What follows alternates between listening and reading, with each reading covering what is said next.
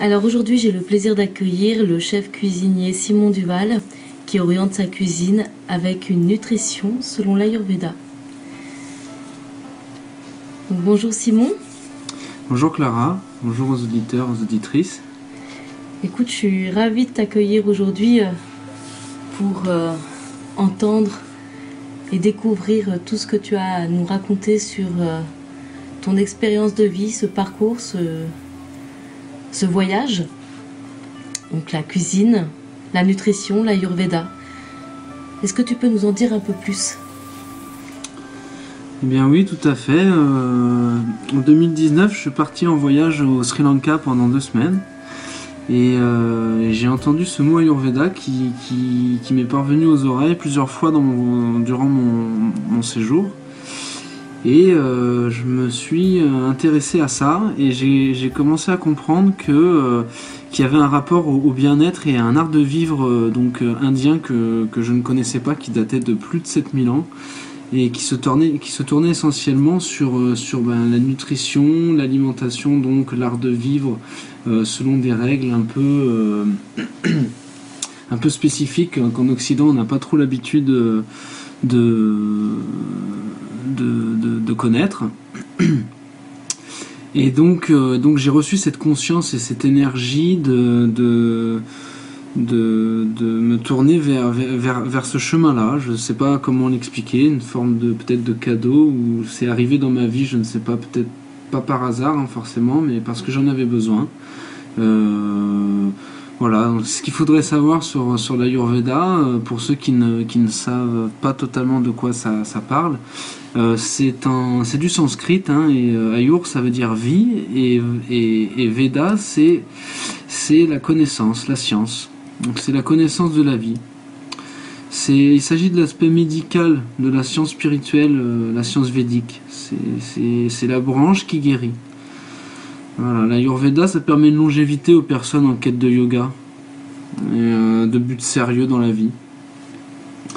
Donc je me suis dit, tiens, comment moi, avec mon parcours de chef cuisinier de 15 ans d'expérience, comment je pourrais apporter aux Occidentaux en quête de yoga ma part en fait dans ce monde avec l'alimentation. Donc voilà un peu d'où mon idée part de me tourner vers l'Ayurveda. Ok. Et du coup, le lien entre ta cuisine que tu peux proposer et l'Ayurveda ?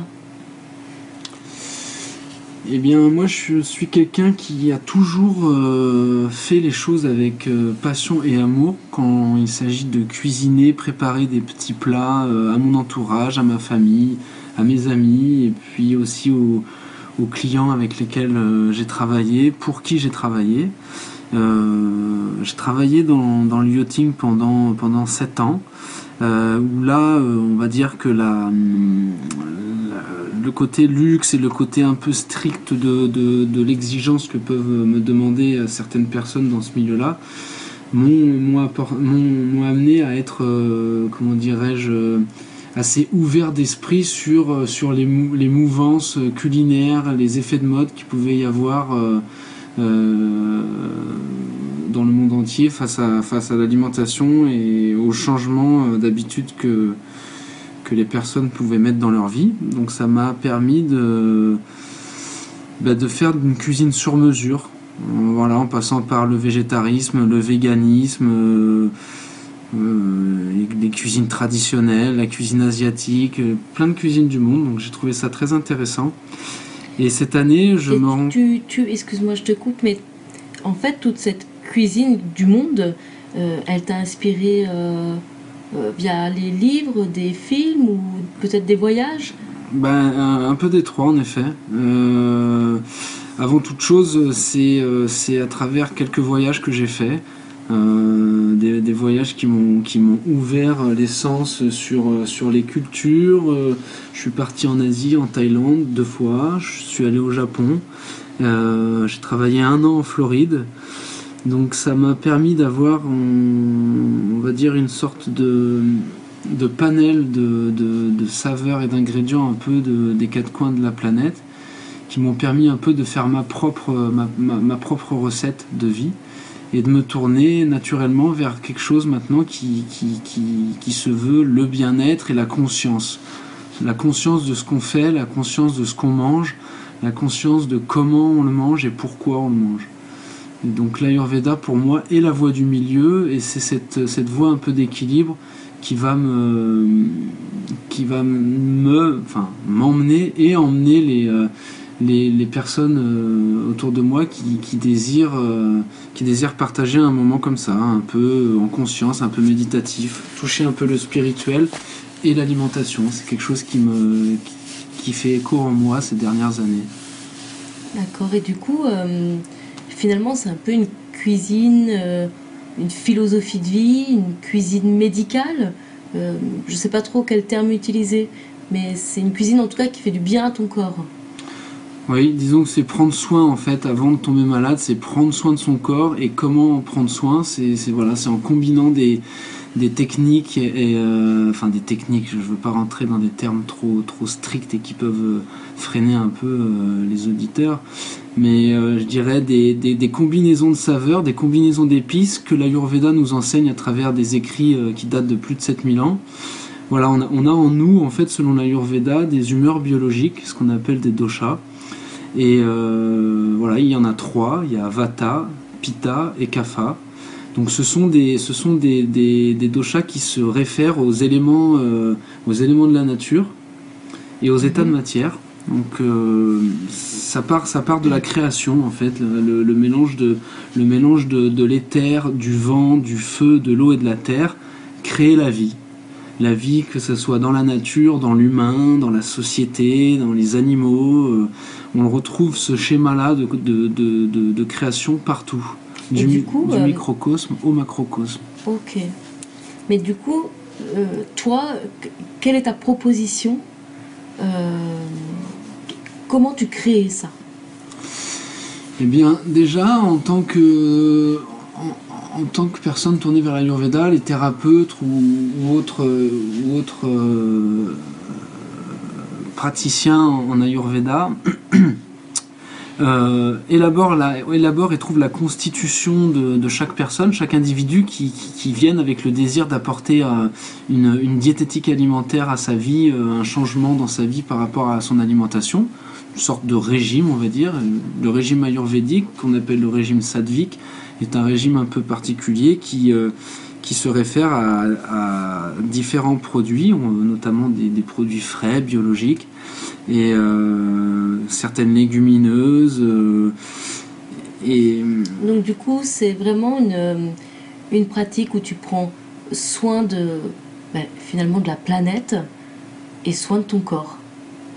Oui, en quelque sorte. C'est avant tout un retour à soi et un retour à la nature. Puisque dans l'Ayurveda, on stipule les 4 buts fondamentaux qui sont les plaisirs. En sanskrit, ça s'appelle kama, ceux qui recherchent le plaisir. Après, il y a la prospérité, artha, ceux qui recherchent la richesse. Il y a le but de la carrière, dharma, ceux qui recherchent donc un statut.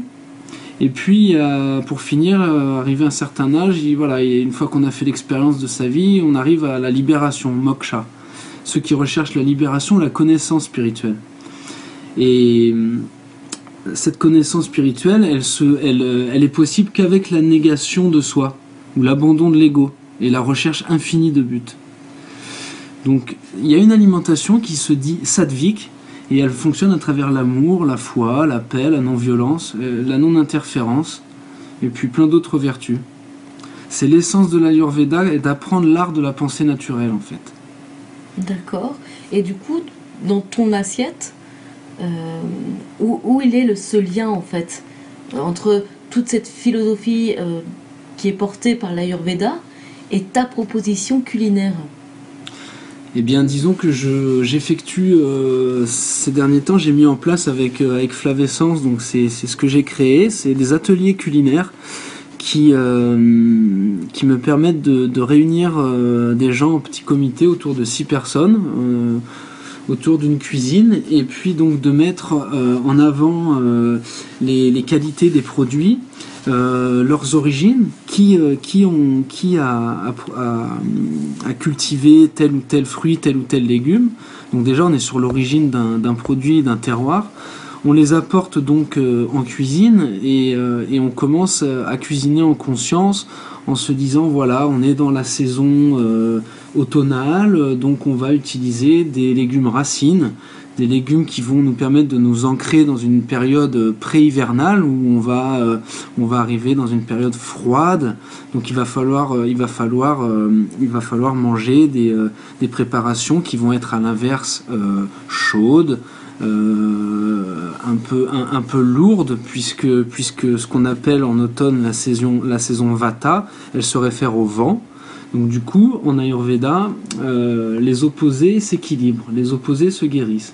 Donc nous allons cuisiner des plats qui vont avoir des qualités contraires à ce que la saison peut nous apporter, ou du moins ce que notre habitude de vie, notre contexte de vie habituel nous apporte durant chaque saison. Par exemple, au printemps, voire même en été, on est dans la saison Pitta, donc ce qui se réfère au feu. Voilà, quelles sont les qualités du feu de Pitta?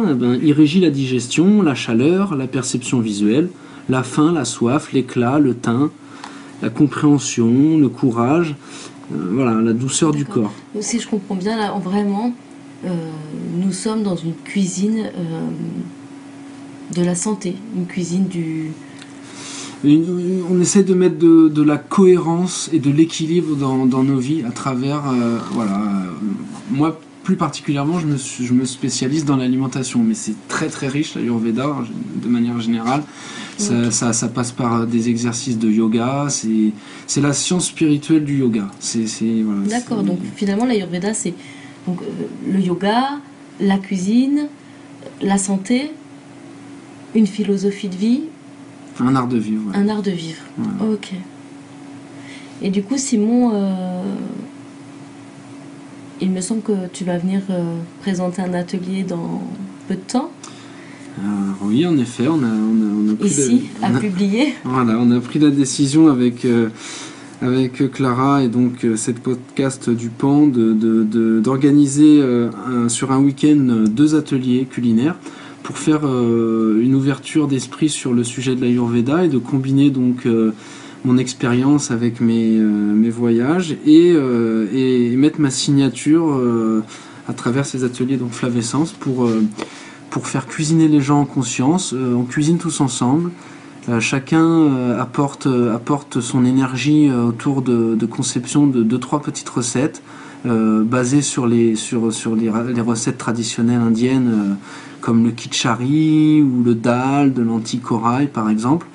Et avec notre petite touche occidentale, nos produits occidentaux, nos énergies, nous allons passer 4 heures de temps à cuisiner de manière méditative, en conscience, et chacun dressera son plat avec son inspiration, un peu comme une petite toile de peinture, et chacun apportera sa touche artistique comme il le souhaite, en conscience, en envoyant des intentions, de la positivité, et le but essentiellement c'est vraiment de créer du lien, de partager et de comprendre qu'on peut prendre soin de son système digestif. C'est surtout ça qui est très important, et c'est là où je mets un accent, c'est que voilà, l'Ayurveda, c'est qu'il parle essentiellement dans l'alimentation de comment prendre soin de sa digestion et de son feu digestif, et avec quelles épices et quels ingrédients et quelles saveurs nous pouvons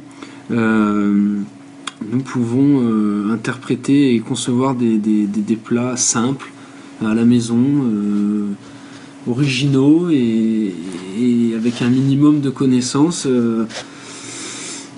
prendre soin de son intérieur, et après son extérieur naturellement fera le travail qui va avec. Bah écoute, j'ai hâte de te retrouver lors de ces ateliers pour pratiquer et puis voir tout ce que tu as à nous apprendre. J'ai hâte aussi de partager mon savoir avec des personnes qui peut-être connaissent déjà l'Ayurveda et peuvent aussi m'apporter leur point de vue, leur expérience, leur richesse à travers ce sujet-là, et puis des personnes totalement novices, même qui ne savent peut-être pas cuisiner ou qui ont peu cuisiné dans leur vie. Je suis quelqu'un d'assez ouvert d'esprit et assez posé, si je peux me permettre ce terme, pour pouvoir mettre les gens à l'aise. Hein. C'est vraiment quelque chose. Moi, les barrières sont tombées. Hein. Je suis pas quelqu'un qui va mettre voilà ce côté écoute, en mal à tout cas, l'aise. on va voir tout ça lors de cet atelier fin mars. D'accord. Donc le 27 et 28 mars. On a posé ces dates-là, les 27-28. Donc, eh ben, ma foi, Ouais. c'est parti. Avec grand plaisir. Mais en tout cas, écoute Simon, je te remercie d'avoir accepté cette interview. Et puis, eh ben, on verra tout ça prochainement en pratique. Merci à toi, Clara. Namasté. Merci, namasté.